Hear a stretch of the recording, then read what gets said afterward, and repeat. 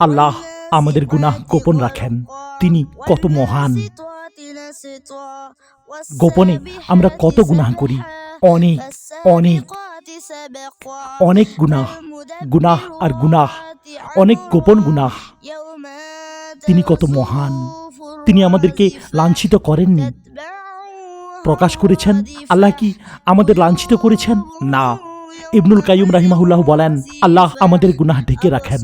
আল্লাহ আমাদেরকে ডাকার আগে আমাদের গুনাহ ঢেকে রাখেন। ইবনুল কাইয়ুম রাহিমাহুল্লাহ বলেন, আল্লাহ আমাদের গুনাহ ঢেকে রাখেন, অতঃপর আমাদের ডাকেন, এরপর ক্ষমা করে দেন, এরপর আমাদেরকে ভালোবাসেন আর আমাদের গুনাহগুলো নেকি দিয়ে বদলে দেন। তুমি কত মহানুভব হে আল্লাহ, তুমি চিরপবিত্র। আল্লাহ তুমি কত মহান, মহান। তিনি মহান, মর্যাদাবান, মহান। আমরা কি এই দয়া পরিমাপ করতে পারবো? আমরা কি এই রহমত পরিমাপ করতে পারবো? তিনি মহান।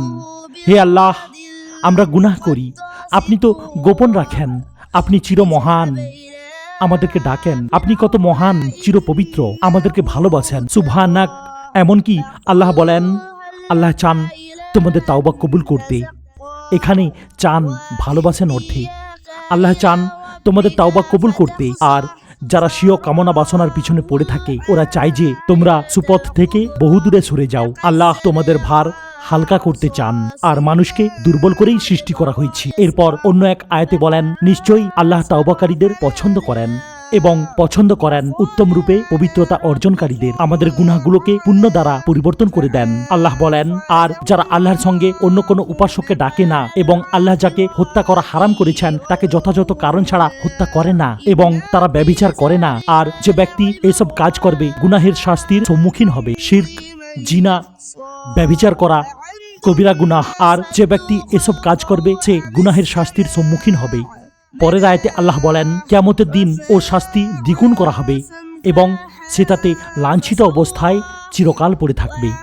এরপর বলেন, তবে যারা তওবা করবে, ঈমান আনবে এবং সৎকর্ম করবে, ফলাফল কি? আল্লাহ পরিবর্তন করে দিবেন। কি? তাদের মন্দ কর্মগুলো। কি দিয়ে? নেকি দিয়ে। আর আল্লাহ অতি দয়ালু, ক্ষমাশীল। আর আমরা কেন আল্লাহর উপর তাওয়াক্কুল করব না? অথচ তিনি আমাদেরকে আমাদের পথের দিশা দেখান। আর তোমরা আমাদের যে কষ্ট দিচ্ছ, আমরা তার উপর অবশ্যই সবর করব। আর আল্লাহর উপরই যেন তাওয়াক্কুলকারীরা তাওয়াক্কুল করে।